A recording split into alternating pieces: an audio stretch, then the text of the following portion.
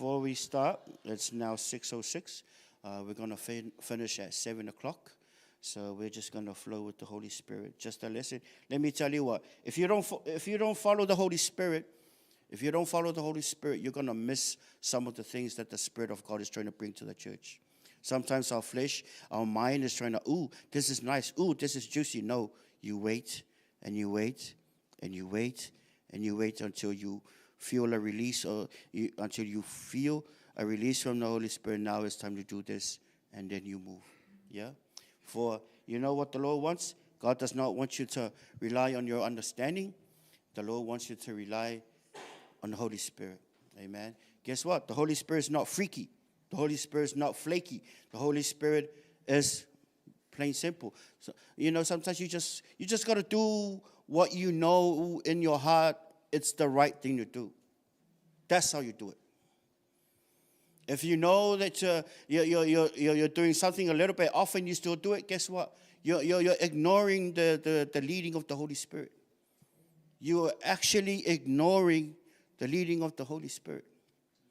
Let this be a lesson for each and every one of you guys. When we come here and we minister, learn. It's time to learn. Learn that we don't just come up here and just da-da-da according to what's already on the schedule. That's not, you're in training. So in the future, if the Lord calls me to go elsewhere, or if I go to heaven, you come up here and it's your turn. That's how you do it. You come here and learn. Yeah?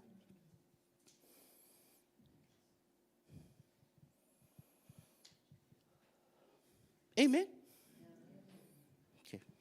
I'm not scolding you guys, am I? Please don't be offended.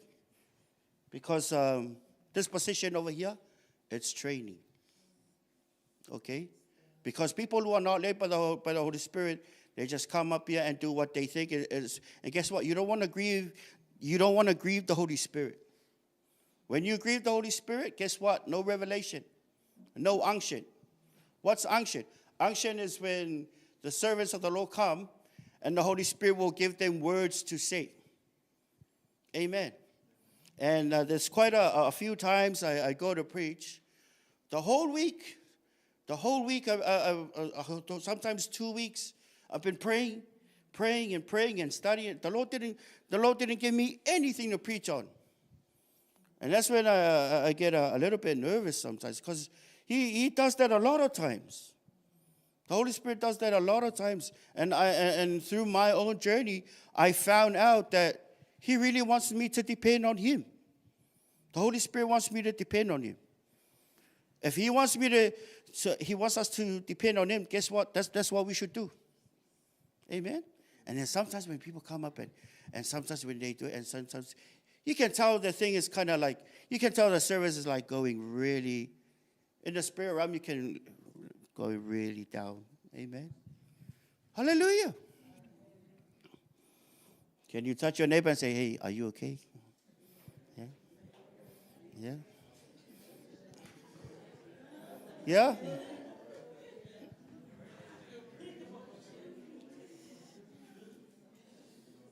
Hey, please don't be offended. Don't be offended if I say it, because I need to say it.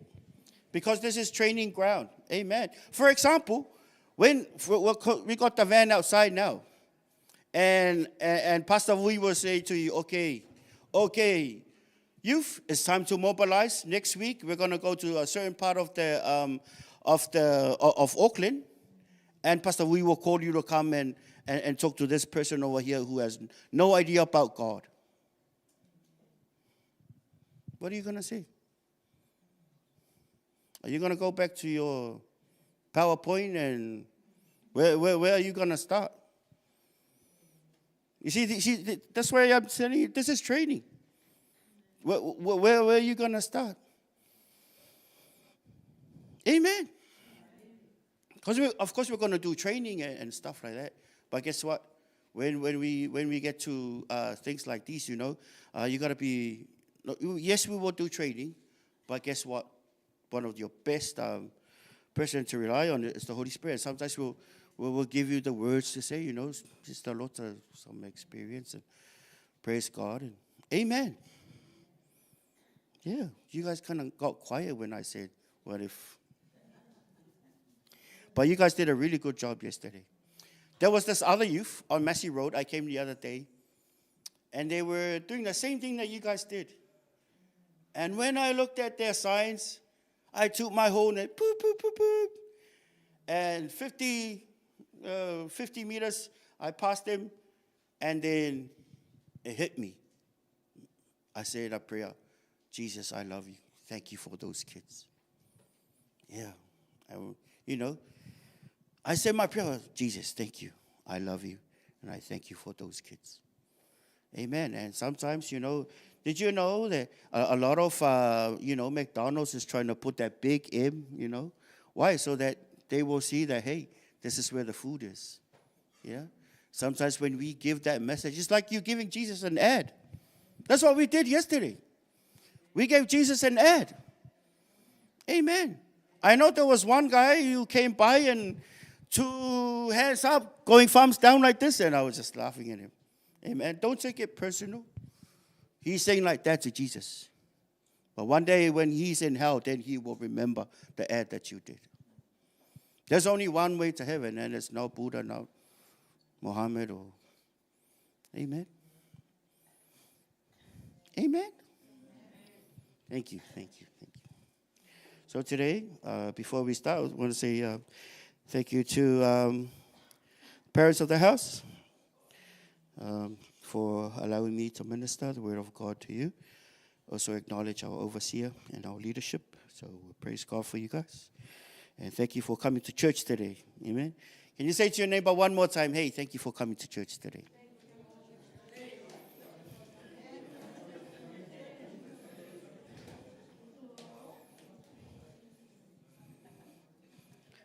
In the book of Jeremiah, chapter 33, verse 3.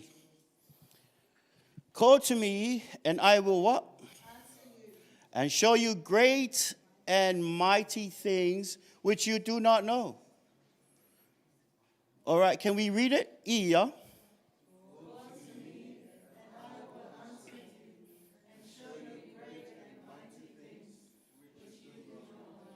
Did you know that God knows exactly the things that you know and don't know?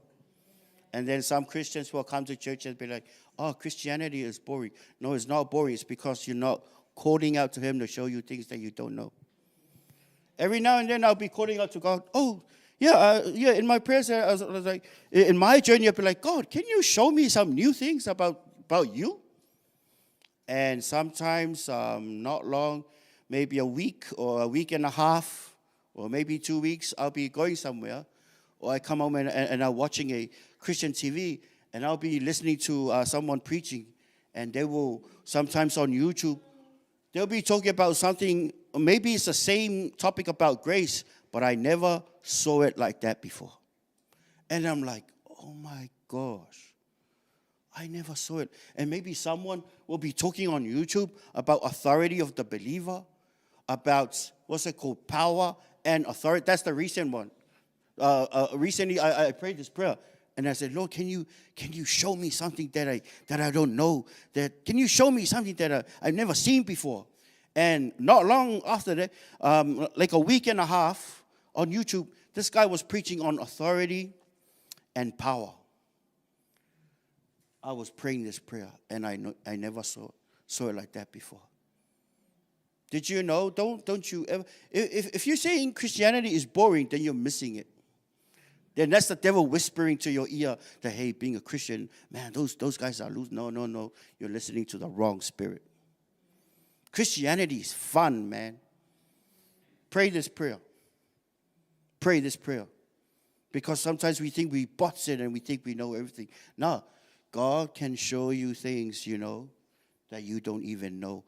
Says that great, not only great, says great and mighty things that you don't know. And guess what? When I was listening to this person talking about power and authority. He went back to the Greek and differentiate between exousia and dunamis. I'm like, oh, how many years that I've been living, but I never saw that in the scripture. Friends, there's a lot of things we don't know. There's a lot of things. Never come to the point you'll be like, oh, nah, I know it all. I've been a Christian for a long time. I know. No, don't be a bots, okay? Tell your neighbor, don't be a bots. Be humble.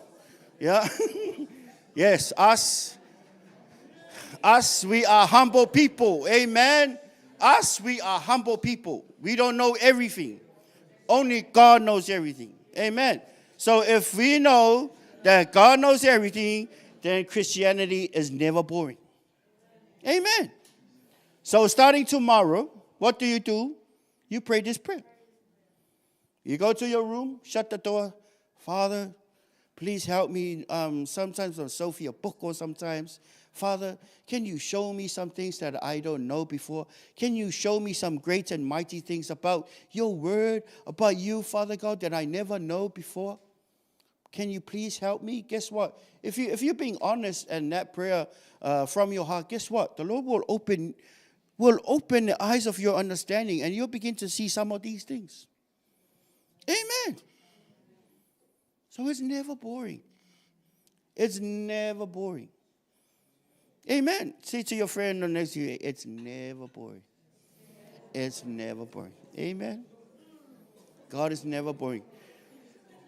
God has a lot of stuff. He is never boring. God has got a lot of things on his sleeves. Amen. Praise God. Call to me and I will answer you and show you great and mighty things which you do not know. Praise the Lord. Hallelujah. Does anyone in here know everything? Thank you for the quick no. Nobody knows everything. Only God knows everything. Amen. And guess what? Let me tell you what. You know the next 25 years, God already seen it. He's already seen it. He's already seen it. Maybe some of you guys are single now. The next 25 years, he's already seen it. Amen. Why? Because he is the beginning and the end. The Alpha and the Omega, the beginning of the alphabet and the end of the alphabet. Everything in between, any code or transcode, you can mix it around. He's the great I am. Amen. Did you know, what does Jeremiah say? What did Jeremiah say? Call unto me, and I will answer you, and I will great and mighty things that you do not know. Amen.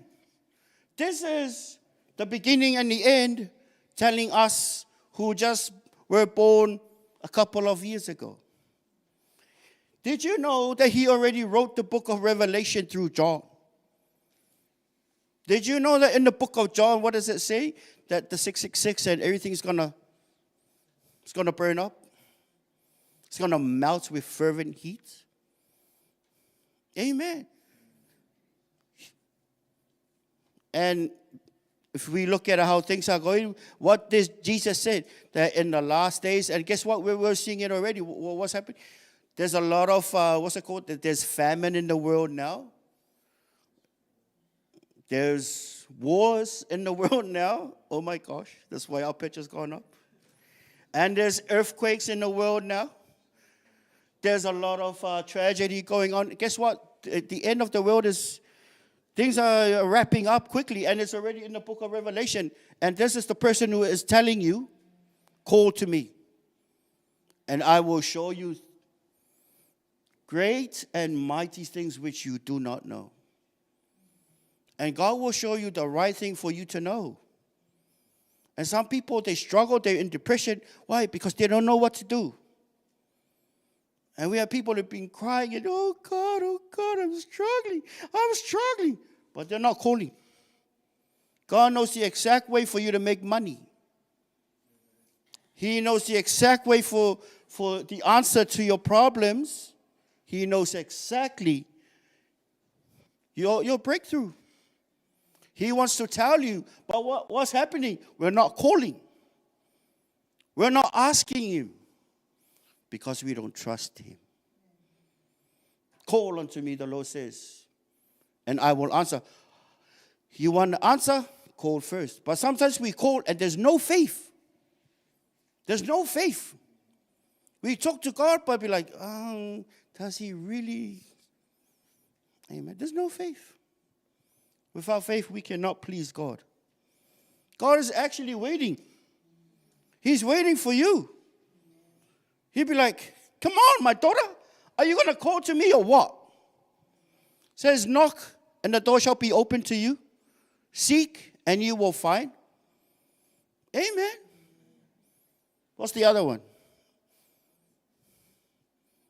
Yeah, that's it. Call to me and I will answer. You know what? Did you know that God is all powerful and he's all knowing and he wants you to call on him? Amen.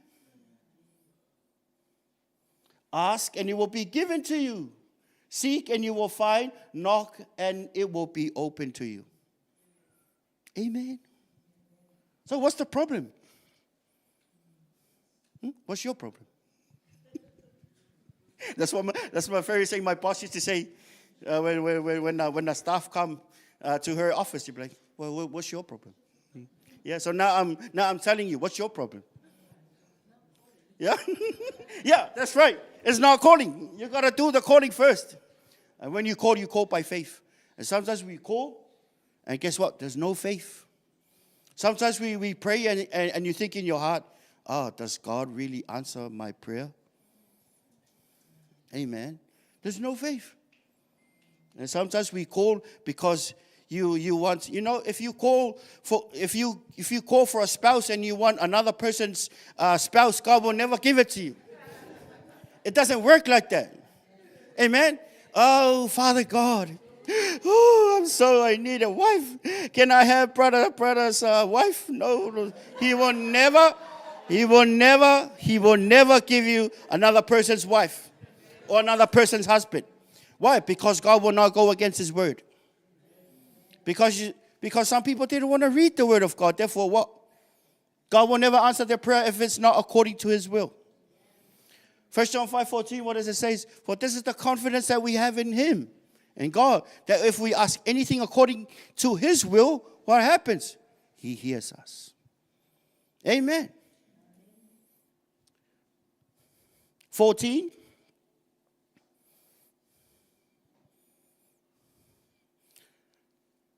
Now, this is the confidence that we have in Jesus, in God, that if we ask anything according to his will, he hears us. What happens if you call to God and it's not the will of God? According to the scripture, what does that scripture say? Does he hear you? Well, read it again. Yeah. No. 14, 1:4. Yeah.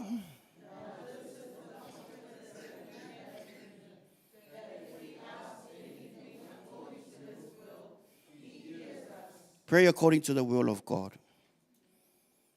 Don't pray a stupid prayer like the example I just gave.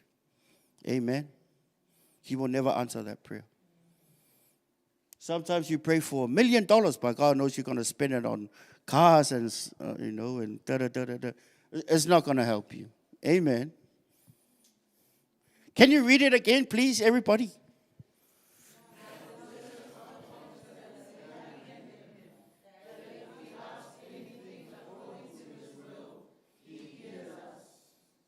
God wants us to pray with confidence.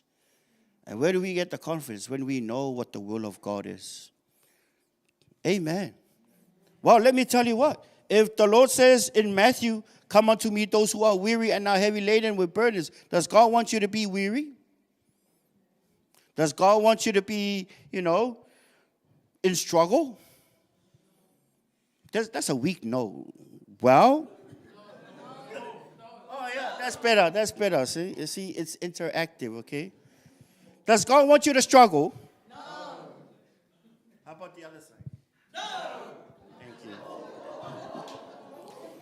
Hey, it's important. It's very important because the devil is listening.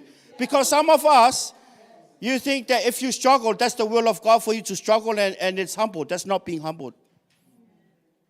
If you're struggling, that's not the will of God. Does God want you to struggle? No. How about the devil? Yes. That was weak.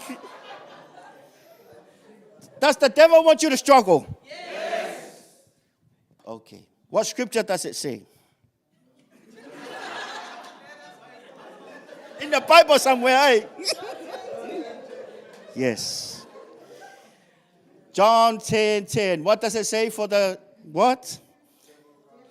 To steal, kill, and yes. Da-da-da-da and Roy. Hey, da-da-da-da and Roy. Yeah.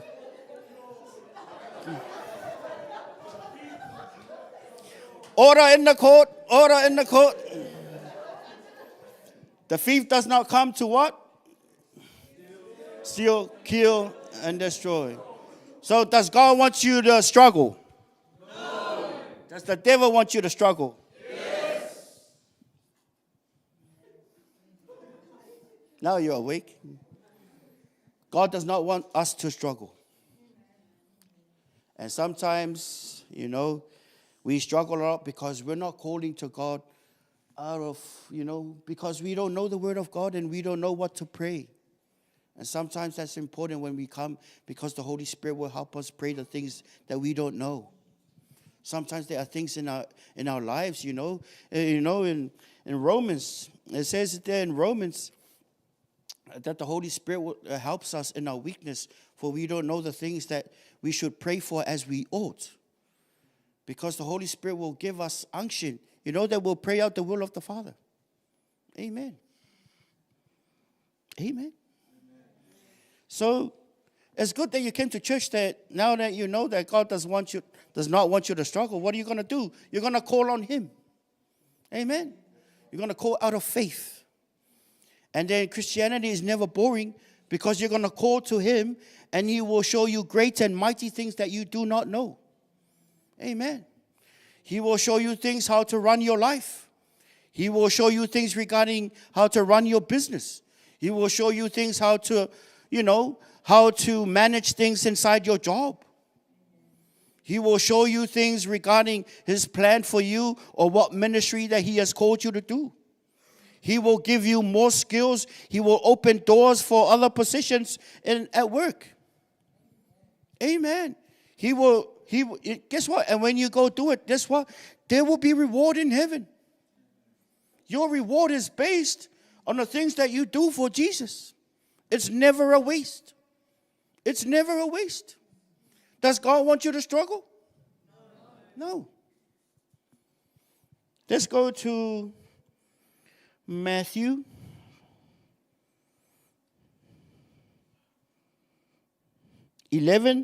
Verse 28 to 30.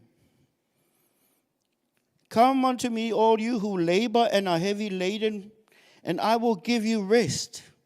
Take my yoke upon you and learn from me, for I am gentle and lowly in heart, and you will find rest for your souls. For my yoke is easy and my burden is light.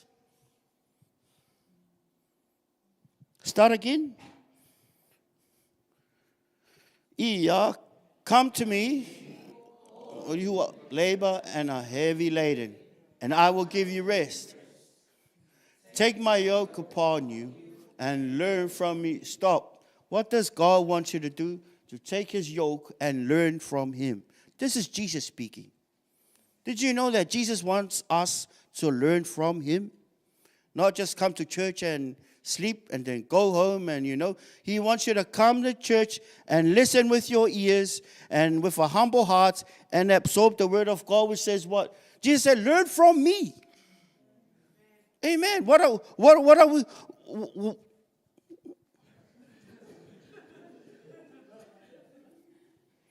Jesus wants us to learn from Him. I'm not Jesus Christ, okay? I'm a human being. But in this word will uncover, the written word will uncover the holy word, which is Jesus Christ. Amen. The word of God says what? Take my yoke upon you and learn from me. Learn from Jesus. What is the next one? For I am gentle and lowly in heart, and you will find rest for your souls. Gentle and lowly in heart. Amen. How many gentle people in here? Some hands were so slow to go up. Like, you're not 100% sure How many people who are gentle? How about this side? Yeah? Okay. How people who are lowly in heart? Lowly in heart? Guess what? All of us should be gentle and lowly in heart. Well, we can have fun and we say, glory to God. But gentle and lowly in heart. That means what? The way we treat each other should be gentle and lowly in heart. That means what? The words that you say, not going to make them cry. Amen? Amen? Amen? Amen. Amen one more time. Take my yoke upon you and learn from me, for I am gentle and lowly in heart. This is, Jesus is God. He was there with God in the beginning. John 1:1, in the beginning was the Word, and the Word was God. And in him was light, and the light was the light of men. And he said over here, learn from me. God is saying to us, learn from me. God said, you learn from him, gentle and lowly in heart. Jesus rode to thing in a donkey, and did you know the symbol when the Holy Spirit came down, it was symbolic like that of a dove? Not a lion. He could represent himself like, rah. What happened came down when Jesus got baptized? It was like a dove that came down. He is gentle and lowly in heart. God is not a show-off. Amen? He's not a show-off. He's lowly, he's gentle and lowly in heart. That means what? God's heart is so gentle and lowly. He's humble. He's not a show-off. He's not full of pride. If we are the children of God, then we should imitate God. Our words should be gentle, and the way we treat each other, we should be humble. For God rejects the proud, in James it says, and what? He rejects the proud and he gives grace to the humble. Amen. Grace is the ability of God. It can be the unmerited favor of God where you get salvation, and it also described as the strength of God. It's also symbolic of the grace for ministry, grace where you get the anointing. Amen. For example, somebody comes up here and they from a very young age, they are natural in playing the guitar. What do you call that? Oh, the grace of God on that person to play the guitar. Amazing. Oh, this person's vocals, man. There's the grace of God on them. And then there's the other part of grace. Oh, by grace we have been saved. And then there's that grace, what's it called? For you can do all things through Christ who strengthens you. Strengthening grace. Amen. Do you want to be strengthened by God? Be humble.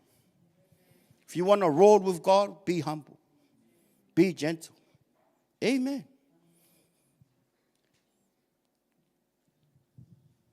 Am I being hard on you? Oh, thank you. Are you honest with me? At the back, am I being honest? You don't like me? That's okay. Yes. Hallelujah.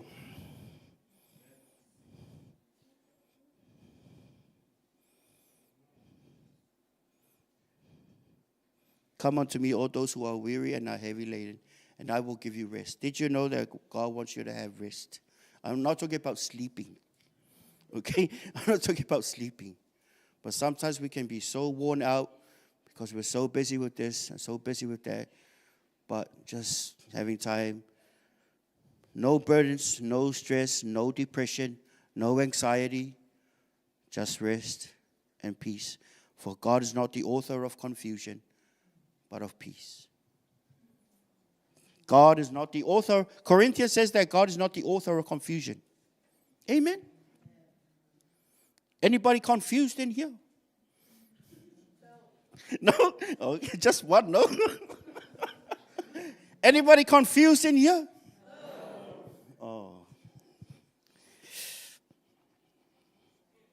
Confusion is not a nice thing.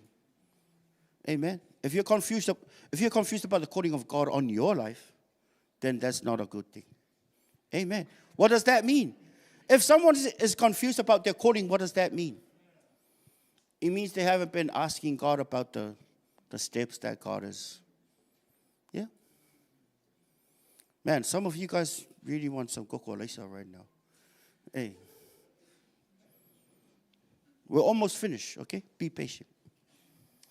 For God is not the author of confusion, but of peace, as in all the churches of the saints. And let everything be done decently and in order. See, God is not the author of confusion.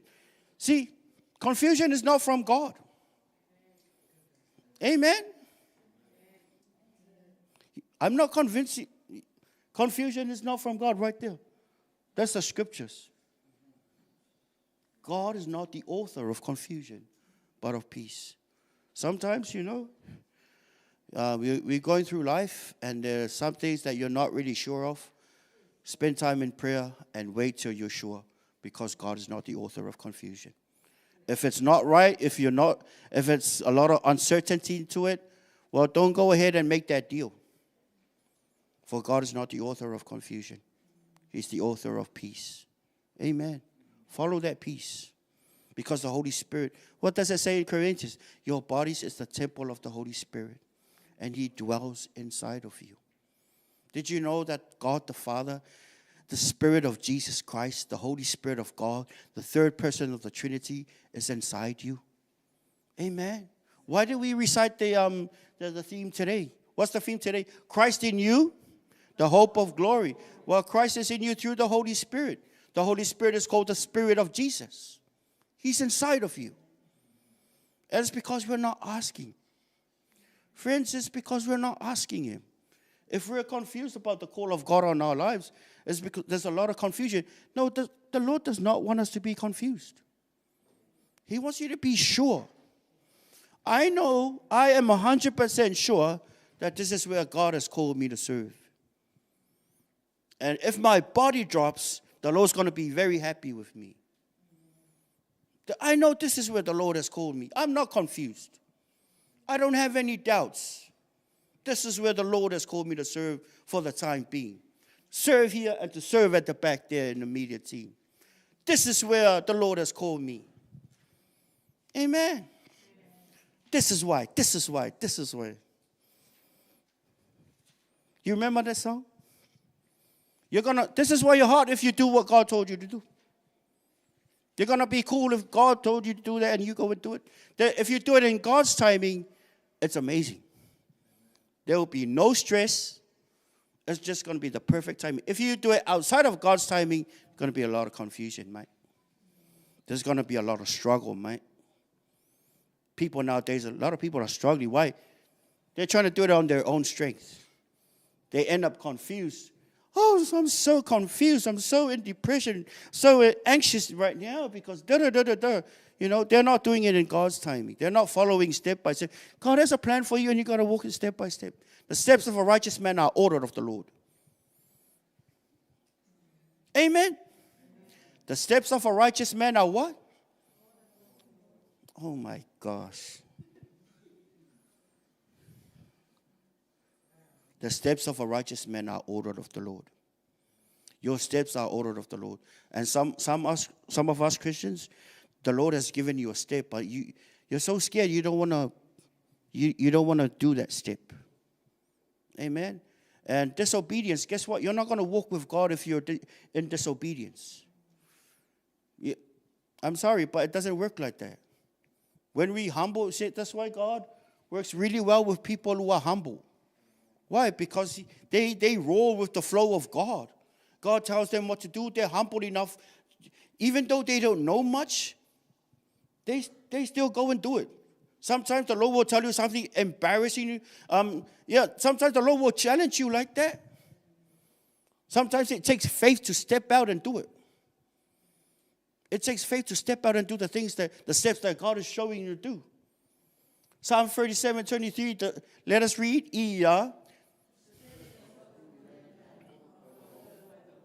It includes women as well. as the way the context is shaped. But the steps of a good man or a good person are ordered of the Lord. What if you're a bad person? Yeah, then Satan is ordering your steps. Amen. There'll be a lot of confusion down that road. The steps of a good... That's why whatever you know to do, do it. If you know it's right in your heart, do it. If you know it's not right, don't do it. That is sin. That's like violating the lights that God has given you, the direction that God has given you in your spirit. You know it's wrong, but you still do it. The steps of a good man are ordered by the Lord. And he delights in his way.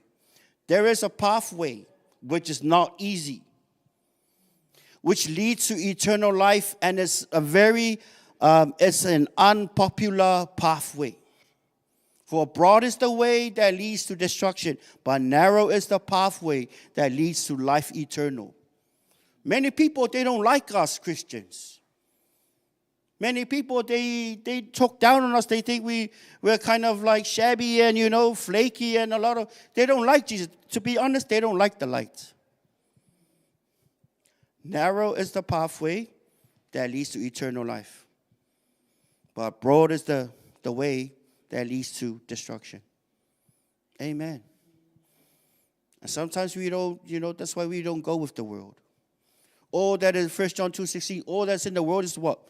It's the lust of the eyes. It's the lust of the flesh and the pride of life. The love of God the Father is not in there. Amen. Us, we serve Jesus. Our steps are ordered of the Lord. Amen. We have been sanctified by the blood of our Lord Jesus Christ. We have been saved by the grace of God. There is a pathway that Jesus has set for us to walk on. And that's the right way. Amen. Follow your spirit. Follow peace. Follow your spirit and follow peace. The Holy Spirit is inside of you. Follow that. If you're uncertain in your head, just pray, get alone with God and seek his face, and he will show you direction, because God is not the author of confusion. If you're confused, you're not following the pathway. If you're confused, then that's not the will of God.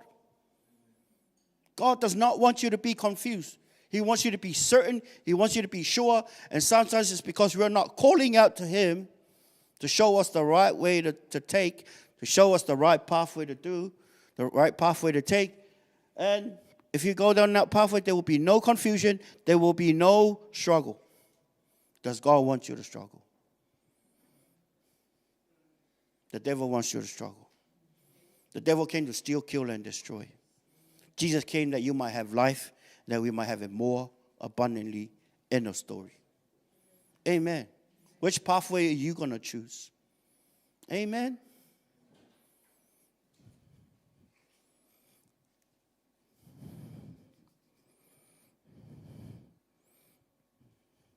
Is that a nice sermon or that's not a nice sermon?